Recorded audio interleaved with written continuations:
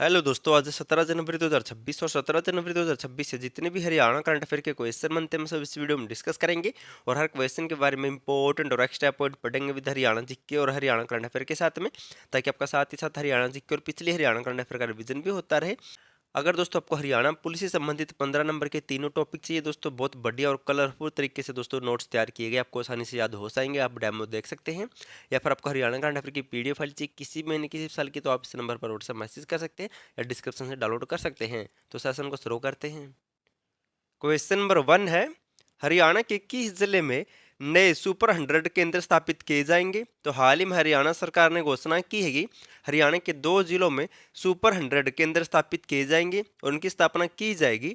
Option C, ए और B दोनों, यानी कि गुरुग्राम और हिसार में 2 नए सुपर 100 केंद्र स्थापित किए जाएंगे।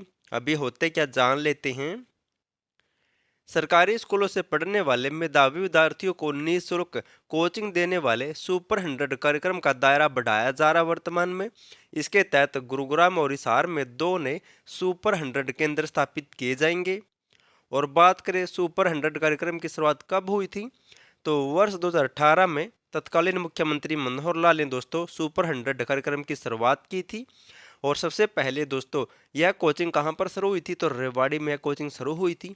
उसके बाद दोस्तों दिसंबर 2023 में इस संस्थान को कुरुक्षेत्र में स्थापित कर दिया। और वर्तमान में एकमात्र सुपर 100 कार्यक्रम संस्थान कहाँ पर है, तो कुरुक्षेत्र में है।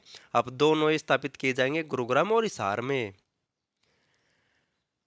हरियाणा में स्कूल बैग नीति कब लागू हुई थी, तो 5 अप्रैल 2025 से दोस्तों हरियाणा में नई स्कूल बैग नीति 2020 को लागू किया गया था। हरियाणा का पहला सैनिक स्कूल करनाल के कुंजपुरा में स्थापित किया गया था जुलाई 1961 में। बात करें हरियाणा विद्यालय शिक्षा बोर्ड की, तो इसकी स्थापना हुई थी 1969 में सबसे पहले चंडीगढ़ में, फिर इसे 1981 में भिवानी में शिफ्ट कर दिया। सभी मोस्ट इंपोर्टेंट पॉइंट है। नेक्स्ट है, हरियाणा के किस जिले की सिया साथी ने राष्ट्रीय युवा महोत्सव 2026 में दूसरा स्थान प्राप्त किया है?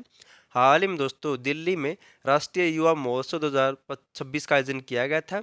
इसमें सिया साथी ने दूसरा स्थान प्राप्त किया है। ये कहाँ से बिलोंग करती है, तो इसका राइट आंसर होगा ऑप्शन डी। अंबाला जिले की सिया साथी ने राष्ट्रीय युवा महोत्सव 2026 में दूसरा स्थान प्राप्त किया है।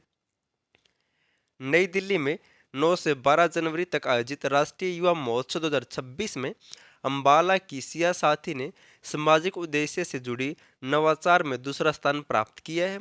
और दोस्तों हर साल 12 जनवरी को राष्ट्रीय युवा दिवस मनाया जाता है। मोस्ट इम्पोर्टेंट है, ये तो कई बार पूछा जा चुका है एचएसएससी के द्वारा। 12 जनवरी को राष्ट्रीय युवा महोत्सव दिवस मनाया जाता है।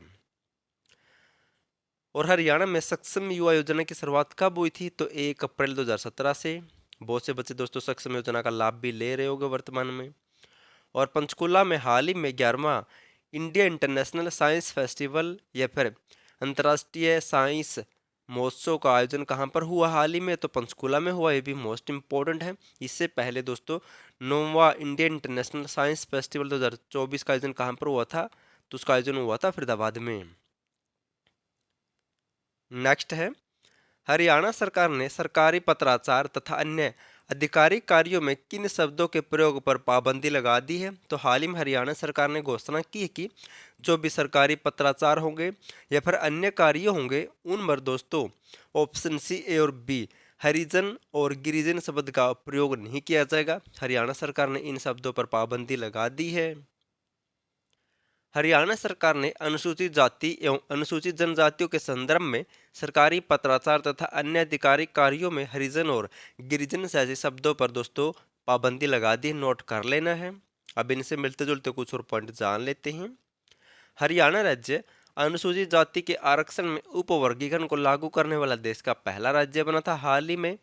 हरियाणा अनुसूचित जाति आयोग के चेयरमैन कौन है वर्तमान में, तो रविंदर बलियान है। मोस्ट इंपोर्टेंट है। और हाल ही में हरियाणा सरकार ने ग्राम पंचायतों, पंचायत समिति और जिला परिषद में जो चुनाव होते हैं उनमें दोस्तों पिछड़ा वर्ग ए यानी कि बीसी ए की तरह दोस्तों अब बीसीबी को भी आरक्षण दिया गया है। बीसीबी को 5% आरक्षण मिला हुआ है, जबकि बीसीए को 8% आरक्षण मिला हुआ है ग्राम पंचायतों, पंचायत समिति और जिला परिषद में। भी मोस्ट इंपोर्टेंट पॉइंट है। नेक्स्ट है और इम्पोर्टेंट क्वेश्चन है, हरियाणा के किस व्यक्ति को भारतीय तिब्बत सीमा पुलिस बल का महानिदेशक या डीजीपी बनाया गया है? मोस्ट इम्पोर्टेंट है। हाल ही में भारतीय तिब्बत सीमा पुलिस बल का डीजीपी या महानिदेशक बनाया गया है। किसे?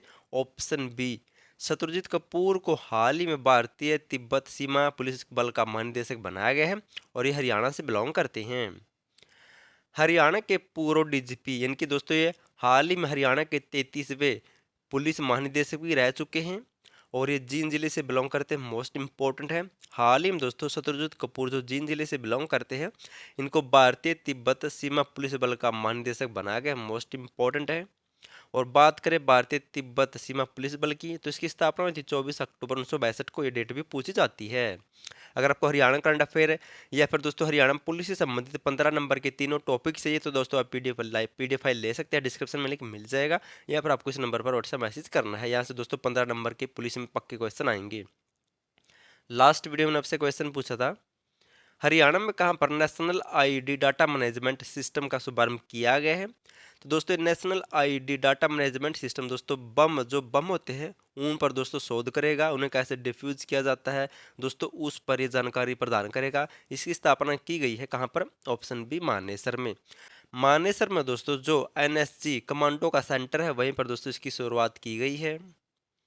आज आपके लिए क्वेश्चन है, आपको इसका आंसर कमेंट करना है। अगर हरियाणा करंट अफेयर या पुलिस की पीडीएफ फाइल चाहिए तो दोस्तों आप इस नंबर पर व्हाट्सएप मैसेज कर सकते हैं और आप दोस्तों डिज़ाइन दे सकते हैं हरियाणा पुलिस के तीनों टॉपिक का। बहुत बढ़िया दोस्तों कलरफुल डिज़ाइन के, ताकि आपको अच्छी तरह से याद हो सके। हरियाणा राज्य सतर्कता एवं भ्रष्टाचार निरोधक ब्यूरो का डीजीपी किससे बनाया गया? आपको कमेंट करना, इंपॉर्टेंट क्वेश्चन है भी। वीडियो पसंद आए तो वीडियो को लाइक, चैनल सब्सक्राइब और शेयर जरूर कर देना। और वीडियो देखने के लिए थैंक यू सो मच।